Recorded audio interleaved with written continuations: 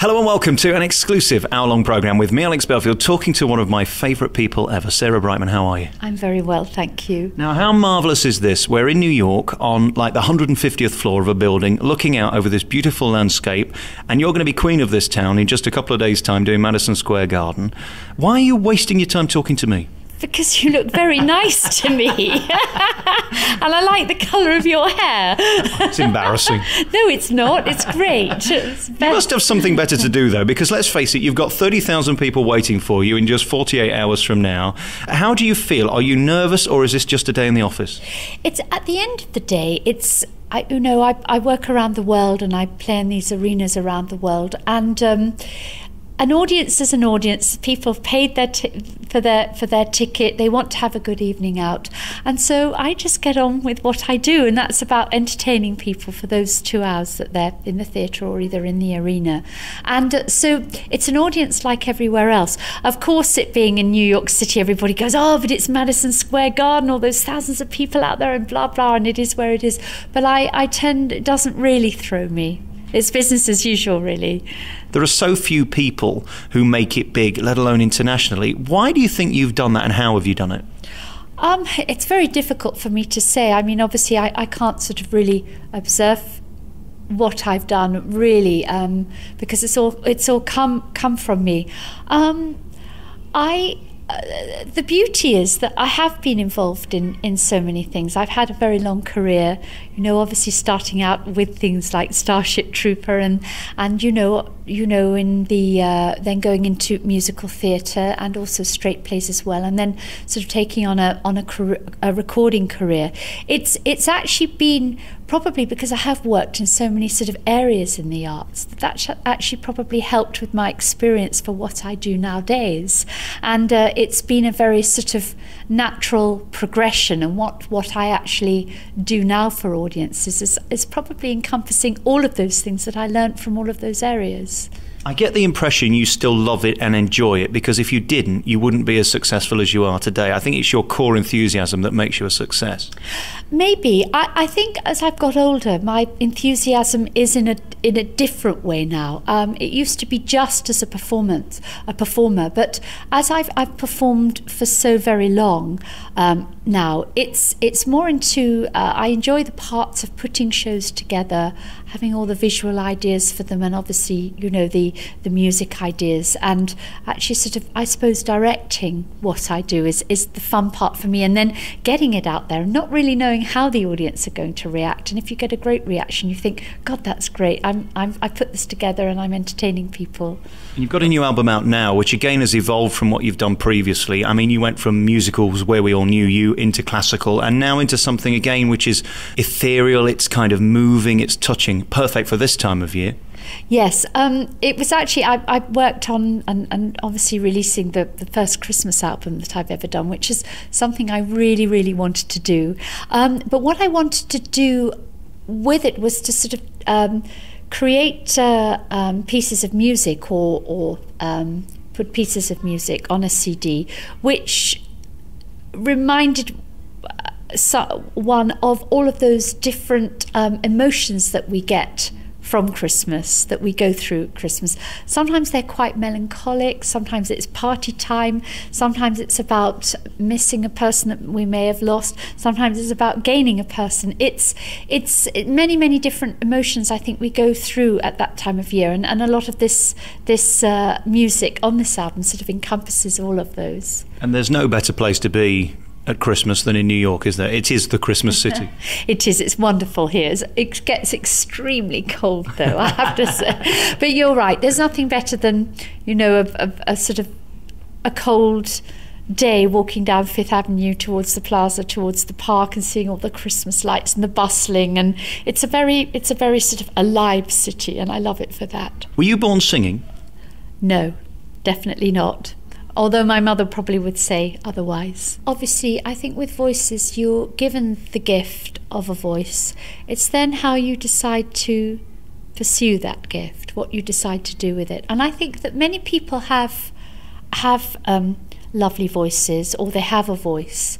But it's quite a responsibility to take on if you decide to do something. There's continual training, there's learning of music, there are words, there are languages.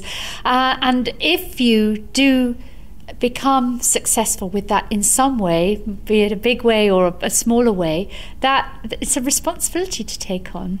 So what age were you when somebody said there's something different about her, she can sing? I think I knew that from an early age, and I'm not being big-headed or anything about it. I think that someone with that special tone in the voice, you sort of know because it stands out, even when you're at school singing in the local choir or whatever.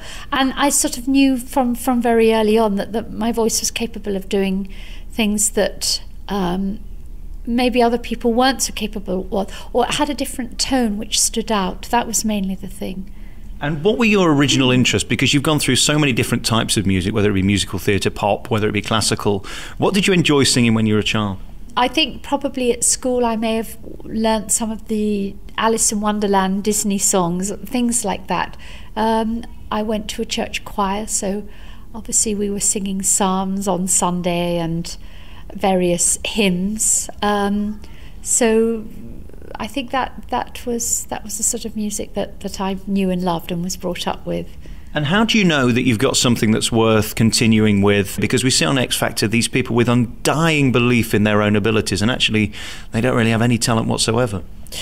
Well, I think that this is what is quite good about these shows, that if someone sort of can't seem to come up to the mark on those, at least they know. I think there's nothing, and at least they've had the courage to go for it. I think there's nothing worse than harbouring some sort of secret desire to be on the stage, thinking that, oh, I should have done that, and blaming yourself if you've never tried it out. Wherefore, some of these people, they just go for it, and maybe it helps them in their life to think, well, actually, I can let it go and do something else. Even if they make a fool of themselves. Do you know what's nice about British people is that we're all we're very happy to do that. We have a big sense of humour, and I think it's absolutely cool. And then you go on to get lessons, and the teachers, how did they react to you? Have they ever come across somebody like you with that voice? How good were you in the beginning? I think that the gift was very, the gift I had vocally was very strong. It was very, in its quietness, because I didn't have a big voice. It had a powerful effect on people. It was just a case really of bringing that forward and deciding what I wanted to do with it. Was there a moment where you thought, I'm going to carry on with this is going to be my life, or does that just happen? It depends. I think that careers rely totally on the passion that the person has for them. You can't rely on anything. It's not easy, even when you're at a certain sort of stature in your career, and it's purely about that. And also because you have obviously teams of people that are working with you and for you and whatever, and you have to keep their enthusiasm go, and that purely comes through your own passion for what you're doing, and then they're refreshed always by it. Same with your audiences. And was there someone in your life, a manager, an agent, or somebody in the beginning who really pushed you forward and really got you to the point that has created the beast of the act we know today? I think a lot of drive came from myself, just purely for the passion I had for what I did. Obviously that needs support, and I got that very much from my parents and my family. It was very important.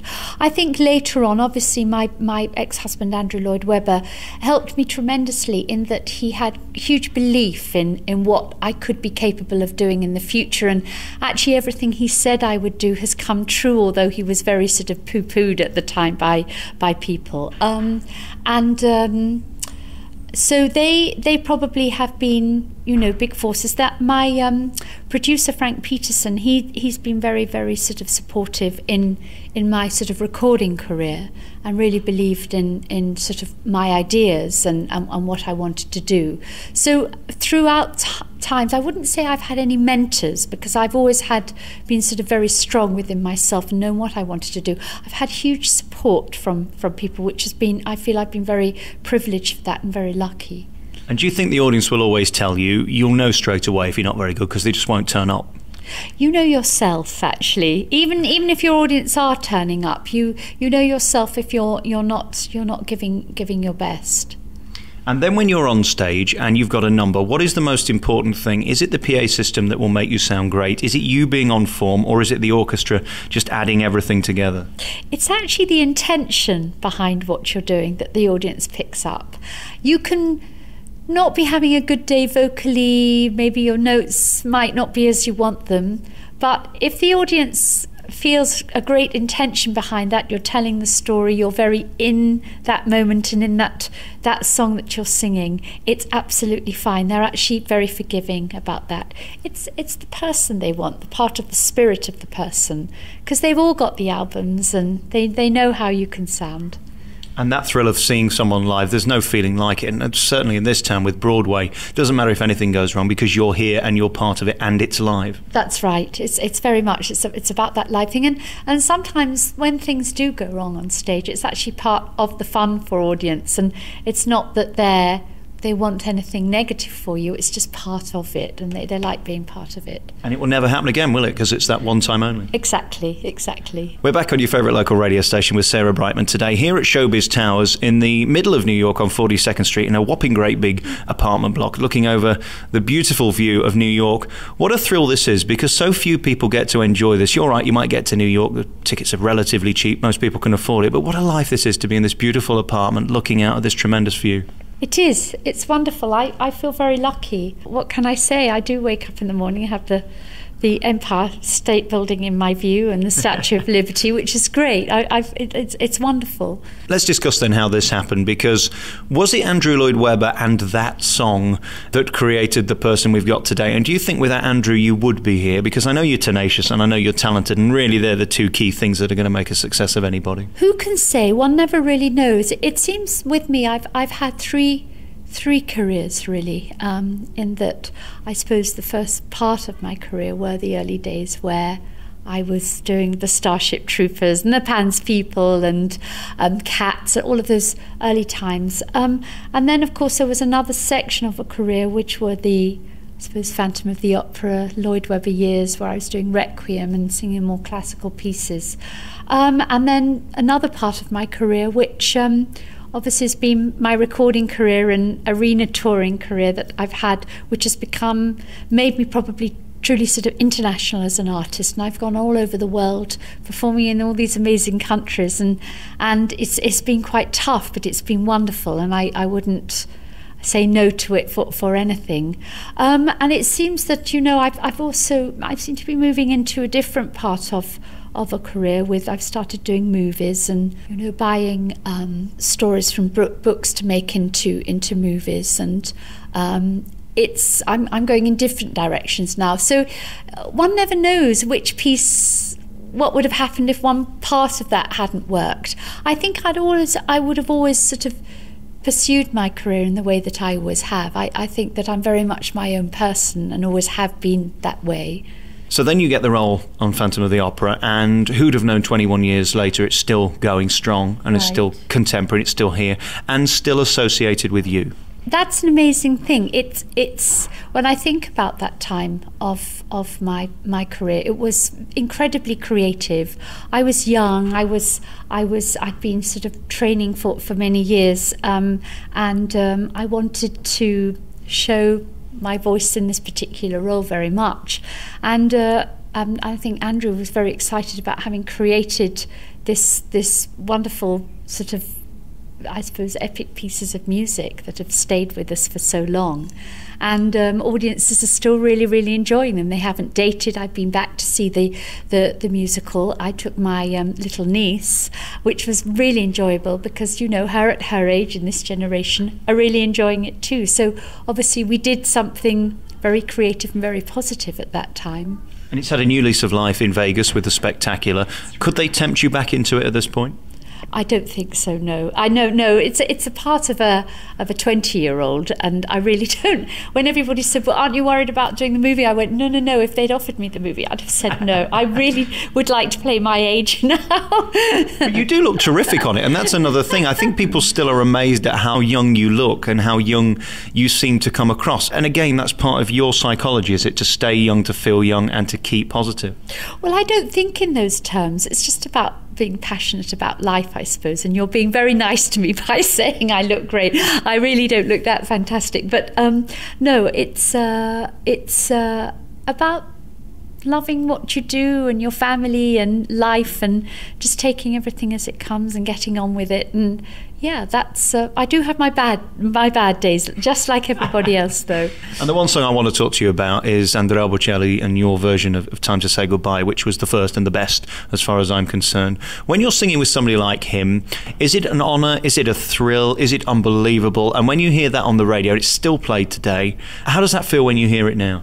Again, you know, if you've created something very positive and entertaining for people, and they still want to listen to it, you know, it's a part of all your efforts have gone into something which is being heard. There are many things you do which don't get that attention, and so I feel when I do sort of have those moments, I think this is a real privilege, because most of the time it's not like that, believe me. You know, we all do things which aren't as popular as others, so I feel lucky that I've had those popular moments. And very finally, 2 questions for you. Is there a song you'd still love to sing that either you can't or you haven't? And B, is there an artist you'd like to sing with? 2 artists probably would be Trent Reznor or Marilyn Manson would be 2 artists I'd like to sing with. Probably I would like to do Caro Nome from Rigoletto, which that was what first turned me on to classical music. And I don't think that I have the type of voice which is suited for this particular piece. It's an amazing piece of work, and it always moves me to tears. And it's always the way, the one that you love the most you don't do. So, yeah. Congratulations on being you. It's such a thrill to be here, not only in your apartment, but in New York with you, just a few hours before you're about to go on stage at Madison Square Garden. Good luck with the show. Thank you for talking to me, and thank you for being you, because you're still here and you're still marvellous and people still love you. And congratulations on the new album. That's really kind. Thank you for a lovely interview.